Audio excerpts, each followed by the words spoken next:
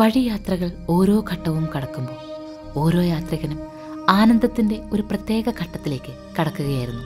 അതുതന്നെയാണ് മോക്ഷയുടെ ലക്ഷ്യവും. ജീവിതത്തിൻ്റെ സംഘർഷങ്ങളും തിരക്കുകളും മറന്ന് ഈ 14 ദിവസം കൊണ്ട് ഉണർവിൻ്റെ ഊർജത്തിൻ്റെ ഒരു പുതിയ തുടക്കം എന്ന ആശയത്തിലേക്കാണ് എല്ലാ യാത്രികരും എത്തുക.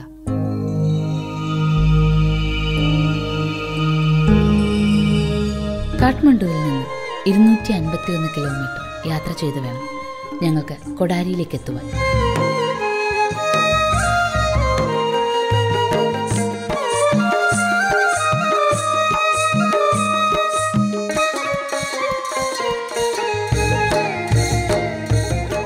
അതിനായി നഗരത്തിലൂടെയാണ് ആദ്യം യാത്ര ചെയ്തത്. ഒരല്പസമയം കൊണ്ട് ഇരുവശവും കൃഷിപ്പാടങ്ങൾ കാണാൻ തുടങ്ങി.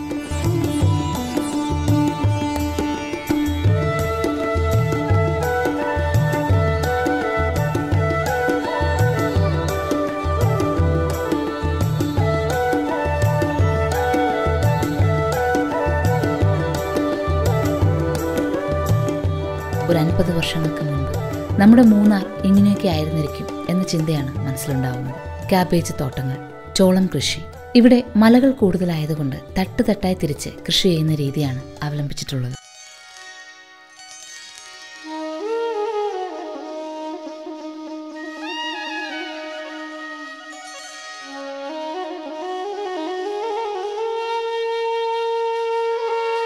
കൈലാസനാഥനെ മാത്രം മനസ്സിൽ നനച്ചുള്ള യാത്രയിൽ പെട്ടെന്നാണ് ബൃഹത്തായ ഒരു ശിവരൂപം എല്ലാവരുടെയും ദൃഷ്ടിയിൽപ്പെടുന്നത്.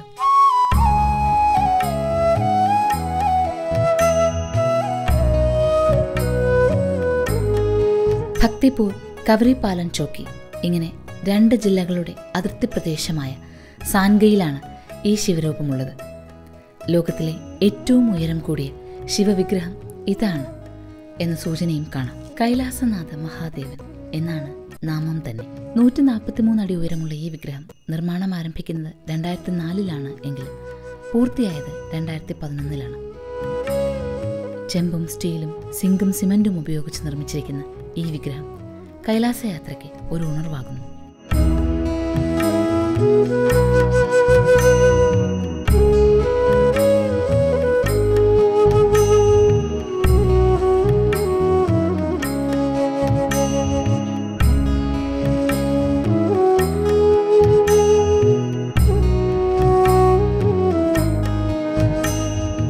കൈലാസയാത്ര നമ്മളിന്ന് കാലത്ത് കാഠ്മണ്ഡുവിൽ നിന്ന് ആരംഭിച്ചു.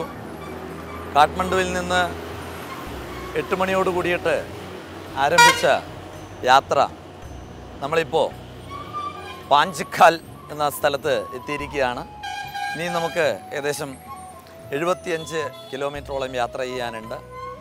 കൊഡാരിയിലേക്കുള്ള യാത്രയിലാണ് നമ്മളൊരു 58 പേര് 3 ബസ്സുകളിലായിട്ട് വളരെ വളരെ ഉത്സാഹത്തിലാണ് കാലത്ത് മുതലുള്ള ഈ യാത്രയിൽ.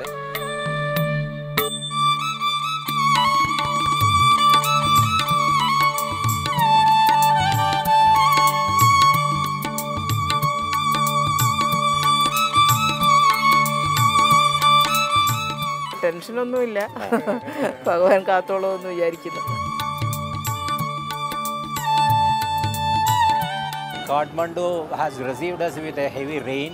However, it was so pleasant that we all could enjoy the pleasure of the rain over there.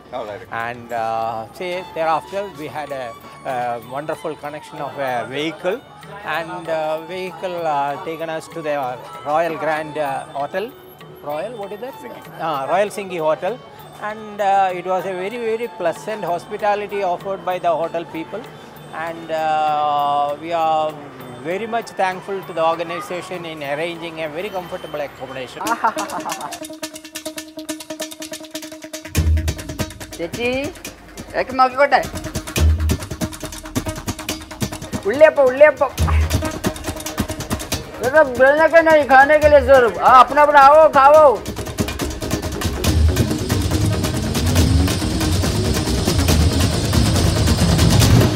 നമ്മുടെ ഉണ്ടമ്പുരി ഉണ്ട്. നാട്ടിൽ ഉണ്ടമ്പുരിയാ. കറുപ്പത്തിൽ കുറവാന്നുള്ളൂ, നല്ല ടേസ്റ്റാ. വണ്ടിയിൽ നിന്ന് ഇറങ്ങാത്തവർ കുറേ പേരുണ്ട്, അവർക്കൊട്ടൊരു പണി കൊടുക്കണ്ടേ. ജിലേബി ജിലേബി ജിലേബി നമ്മുടെ നാട്ടിലുള്ള നല്ല സാധന. അല്ല പുറകിൽ എല്ലാവർക്കും കഴിച്ചു. വരൂ വരൂ വരൂ കഴിക്കും. പത്തിരി പത്തിരി, ജിലേബി ജിലേബി, സമോസ ഉണ്ട്, നല്ല നാടൻ ഉണ്ടംപുരി ഉണ്ടംപുരി ഉണ്ടംപുരി. കഴിക്കൂ. വെണ്ടക്കയില്ല വെണ്ടക്കയില്ല വെണ്ടക്കയില്ല വെണ്ടക്കയില്ല. ഉള്ളിവള ഉള്ളിവള ഉള്ളിവള.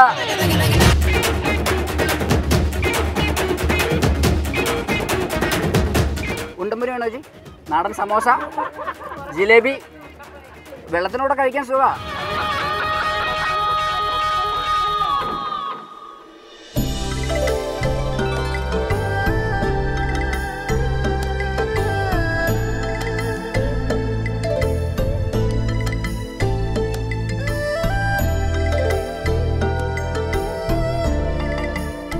മലകൾ ഇടിഞ്ഞു വീണ് തകർന്ന റോഡുകൾ, പലപ്പോഴും കടന്നു പോകാൻ ഒരു വഴി പോലുമില്ലാത്ത അവസ്ഥ.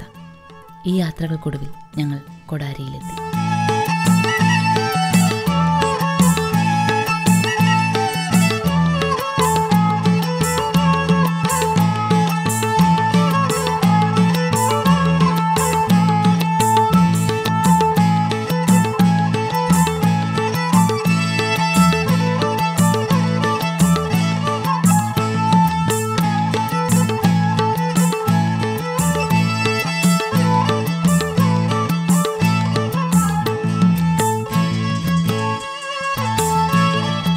We are in Kodari. We are having our lunch. We are on our first leg of Kailas. Actually, when we touched down day 4 yesterday, the incessant rain, the turbulent landing, we thought it would be a great disappointment for us, because the turbulent landing, the touchdown, it was really a very, see, we never thought we will be landing in Kathmandu in time, but by Lord's grace, we had a very nice landing. So the team led by Mojida ji, Harun ji, and Reggie ji and Prashant, they are actually going to give us the moksha. The moksha, as the name denotes, the blissful yatra is going to end on the abode of the Parameshwara Supreme Lord.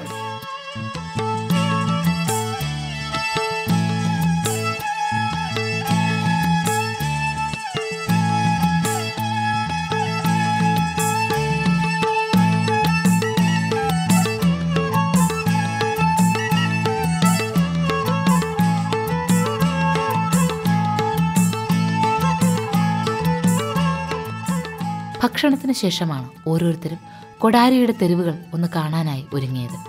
ചുറ്റുവട്ടം കൂടിയ കുഞ്ഞുങ്ങൾക്ക് എല്ലാവരും അവരാലാകുന്ന സമ്മാനങ്ങൾ നൽകി. ഒരുപാട് അധ്വാനിക്കുന്ന സ്ത്രീകൾ 100-150 kilo വരുന്ന ബാഗുകളും ചുമന്ന് ചിലപ്പോൾ ഒക്കത്ത് കുഞ്ഞുങ്ങളെയും പിടിച്ച് നടന്നു നീങ്ങുന്നത് കാണാം. അവരുടെ പുരുഷന്മാർ മദ്യലഹരിയിലോ പുകവലിയിലോ ആയിരിക്കും. അതല്ലെങ്കിൽ മറ്റെന്തെങ്കിലും വിനോദങ്ങളിൽ ഏർപ്പെട്ട് അലസരായി ജീവിച്ചു പോകും. ഈ കാഴ്ചകൾ എല്ലാവരെയും ഒന്ന് വേദനിപ്പിക്കുകയോ ചിന്തിക്കാൻ പ്രേരിപ്പിക്കുകയോ ചെയ്യും.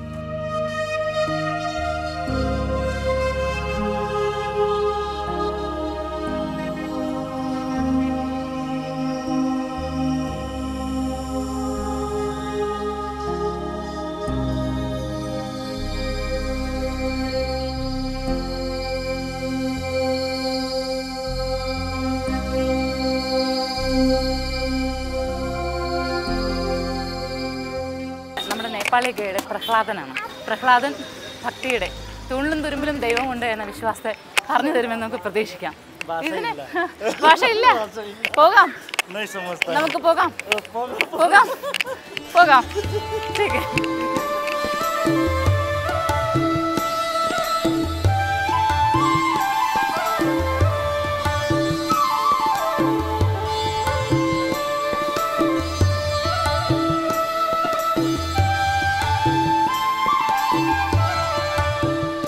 കൊടാരിയിലെ സൗഹൃദപ്പാലം കടന്നാണ് ഇമിഗ്രേഷൻ ക്ലിയറൻസ് സാധ്യമാകുന്നത്. ചൈന പട്ടാളം സദാ വീക്ഷിച്ചുകൊണ്ടിരിക്കുന്ന പ്രദേശങ്ങളിൽ എല്ലാവർക്കും തന്നെ പ്രത്യേക പെരുമാറ്റച്ചട്ടങ്ങളുണ്ട്.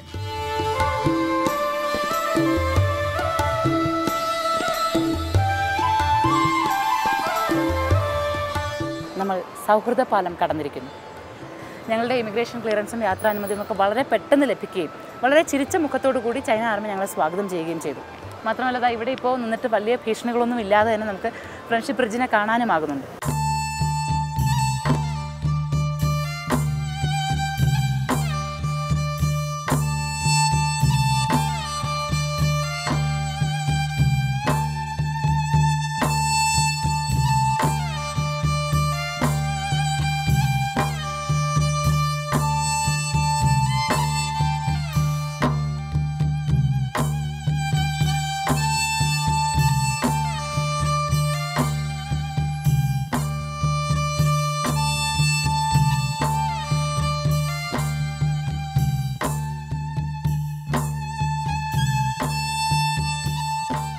കൈലാസയാത്ര എല്ലാവർക്കും സാധിക്കുന്ന ഒരു യാത്ര തന്നെയാണ്. മനസ്സിൻ്റെ ഉറപ്പുണ്ടെങ്കിൽ നമ്മുടെ ശാരീരികാവസ്ഥകളെ മറികടന്നുകൊണ്ട് അല്ലെങ്കിൽ ശാരീരികാവസ്ഥകൾക്ക് അത്തരത്തിലുള്ള വെല്ലുവിളികളെ നേരിട്ടുകൊണ്ട് തന്നെ കൈലാസയാത്ര നടത്തുവാനാകും. ഇത് Usha teacher, Thiruvananthapuram government law കോളേജിലെ former പ്രൊഫസറും Lok Adalat family കോർട്ടിലെ മെമ്പറുമാണ് teacher. ഗുരുതരമായ ചില ആരോഗ്യ പ്രശ്നങ്ങളെ അഭിമുഖീകരിക്കേണ്ടി വന്ന ടീച്ചർ ഇന്ന് നടക്കുന്നത് വലതുകാലിൻ്റെ സ്ഥാനത്ത് കൃത്രിമക്കാൽ ഉപയോഗിച്ചുകൊണ്ടാണ്. എങ്കിലും ടീച്ചറുടെ ശക്തമായ ആഗ്രഹമായിരുന്നു കൈലാസയാത്ര. ആ ആഗ്രഹം മോക്ഷയെ അറിയിച്ചപ്പോൾ തന്നെ ടീച്ചർക്ക് വേണ്ട ആത്മവിശ്വാസം നൽകിക്കൊണ്ട് യാത്രയ്ക്ക് വേണ്ട എല്ലാ സൗകര്യങ്ങളും ഒരുക്കി ഞങ്ങൾ. കാരണം ഞങ്ങൾ അറിയുന്നു, ശാരീരികമായ പരിമിതികൾക്കും അപ്പുറം മനസ്സിൻ്റെ ഇച്ഛയാണ് നമ്മെ നയിക്കുന്നത്. ആ ഇച്ഛ യഥാർത്ഥത്തിൽ മഹാദേവനിൽ നിന്നുള്ള യാത്രാനുമതി തന്നെയാണ്. അത് ഉഷ ടീച്ചർക്ക് ലഭിച്ചു കഴിഞ്ഞിരിക്കുന്നു. മഹാദേവൻ്റെ ആ അനുഗ്രഹം തന്നെയാണ് ടീച്ചർക്ക് വേണ്ട എല്ലാ സൗകര്യങ്ങളും ഒരുക്കി കൊടുക്കാൻ ഞങ്ങളെ പ്രാപ്തരാക്കിയത്.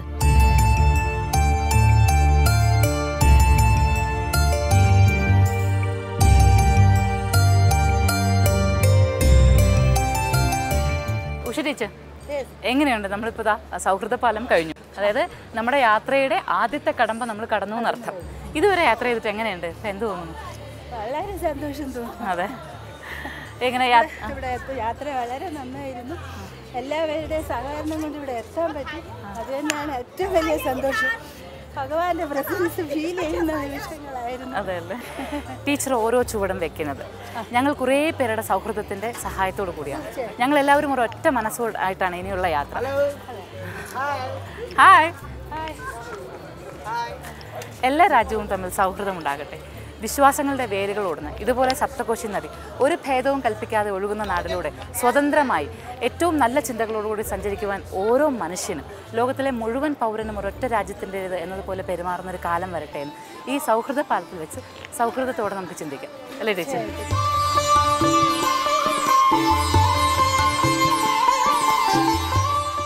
നേപ്പാളും ചൈനയുമായിട്ടുള്ള ബോർഡറാണിത്. നേപ്പാളിൽ എത്തിയതിന് ശേഷം ഞങ്ങൾ ഉച്ചഭക്ഷണം കഴിഞ്ഞ് പതുക്കെ നടന്ന് ഇവിടം വരെ വന്നു. ഒരു 1.5 കിലോമീറ്റർ നടക്കാനുണ്ടാവുമായിരിക്കും. ഇവിടെ വന്നു. വളരെ ഡിസിപ്ലിൻഡ് മാനറിലായിരുന്നു ചൈനീസ് ക്ലിയറൻസ്. ഞങ്ങളിതാ അത് കഴിഞ്ഞ് വീണ്ടും നടക്കുകയാണ് ബസ്സിലോട്ട്.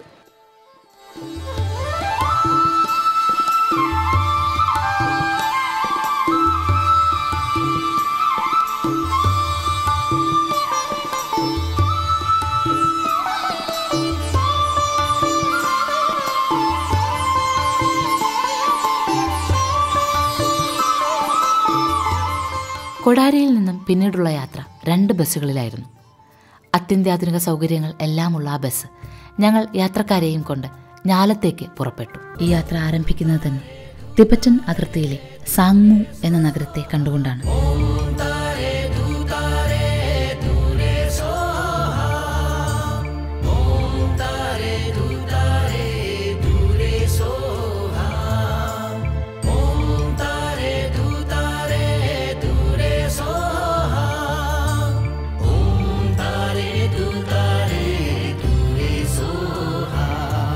ചെറിയ വഴികൾക്ക് ഇരുവശവും തിങ്ങിപ്പാർക്കുന്ന ജനങ്ങൾ, ചെറിയ തോതിലുള്ള പരിഷ്കാരത്തിൻ്റെ ലക്ഷണങ്ങൾ. പതിയെയാണ് നഗരവഴികൾ കടന്നുന്ന മനോഹരമായ കാഴ്ചകളിലേക്ക് കടന്നു ചെല്ലുന്നത്. ഒരു വശത്ത് ഉയർന്നു കാണുന്ന മലനിരകൾക്കാകെ പച്ച നിറമാണ്. പ്രകൃതിയുടെ പച്ചയും മഞ്ഞിൻ്റെ വെളുപ്പും ചേർന്ന് അഭൗമമായൊരു പ്രകാശവലയം സൃഷ്ടിക്കുമ്പോൾ നാം അതിൻ്റെ കരവലയങ്ങളിൽ ഒതുങ്ങിക്കൂടുന്ന തീർത്ഥാടകരാകുന്നു. ഇവിടെ ഇതാ ആ വലിയ യാത്രയ്ക്ക് തുടക്കമാകുന്നു. ഗ്രേറ്റർ ഹിമാലയ എന്നറിയപ്പെടുന്ന ഹിമാദ്രിയാണ് തിബറ്റൻ മേഖലയിൽ നമുക്ക് കാണാനുള്ളത്. ഇവിടെ ഈ വലിയ മലനിരകളിലെവിടെയോ ചെറുതായി തലപൊക്കി നിൽക്കുന്ന മൊണാസ്ട്രികൾ കാണാം. ഇത്ര ഉയരത്തിൽ സ്ഥാപിതമായ ഒരു ആശ്രമത്തിലേക്ക് എങ്ങനെയാണ് സന്യാസികൾ എത്തിയിരുന്നത് എന്ന് അത്ഭുതത്തോடு നോക്കിയിരുന്നു. പിന്നെ പെട്ടെന്ന് മനസ്സിനെ തിരുത്തി. സ്വയം പറന്നിറങ്ങാൻ കെൽപ്പുണ്ടായിരുന്നു, ഉദ്ദേശിച്ച സ്ഥാനത്തേക്ക് ഒഴുകി നടക്കാൻ കെൽപ്പുണ്ടായിരുന്നു ഇവിടുത്തെ യോഗികൾ. അവർക്ക് ഈ ഉയരം ഒരു പ്രശ്നമാകുന്നേയില്ല. ഈ ലോകത്തെ മുഴുവൻ ഗ്രസിക്കുന്ന മഹാരോഗങ്ങളെ ശമിപ്പിക്കാൻ കഴിവുള്ള മൃതസഞ്ജീവനികളാണ് ഇവിടുത്തെ ഈ സസ്യസമ്പത്ത്. എപ്പോൾ വേണമെങ്കിലും ഇടിഞ്ഞു വീഴാവുന്ന മലനിരകളും ആഴമേറിയ കൊക്കകളും ഇതിന് നടുവിലൂടെ സുഗമമായി തന്നെ ഒരു പാത ഉണ്ടാക്കപ്പെട്ടിരിക്കുന്നു, സംരക്ഷിക്കപ്പെട്ടിരിക്കുന്നു. ചൈനയുടെ കണ്ടുപിടുത്തങ്ങളോടും കഠിനാധ്വാനത്തിനോടും ബഹുമാനം തോന്നിപ്പോകും.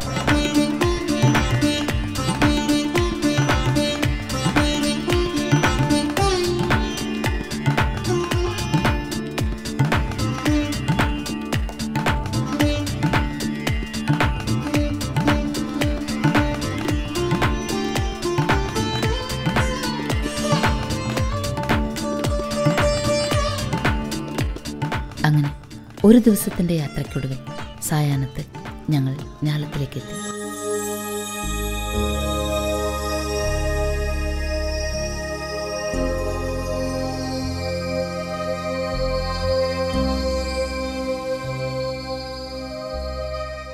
ഞങ്ങളിപ്പോൾ ഞാലത്തിലെത്തി.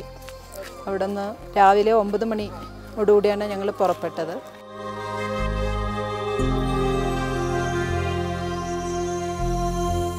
ഇവിടെ വന്നപ്പോൾ നല്ല സുഖമുള്ളൊരു അന്തരീക്ഷത്തിൽ എത്തിയിരിക്കുന്നു ഞങ്ങൾ.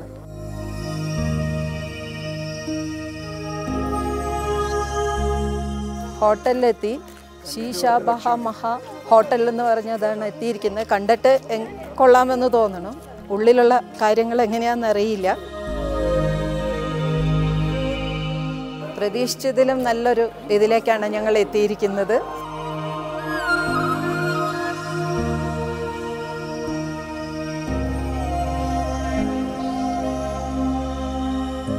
ഞാലത്തെ ഏറ്റവും പുതിയ ഹോട്ടലാണ് ഷാങ്പ പാങ്മ.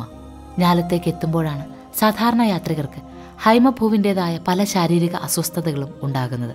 മാനസികമായും ശാരീരികമായും ഉണ്ടാകുന്ന തളർച്ചകളെയും മറികടന്ന് മുന്നോട്ടു പോകുവാനാകുന്ന രീതിയിൽ എല്ലാ സൗകര്യങ്ങളും യാത്രയിൽ ഉടനീളവും താമസത്തിലും ഉണ്ടാകണമെന്ന് മോക്ഷയ്ക്ക് നിർബന്ധമായിരുന്നു.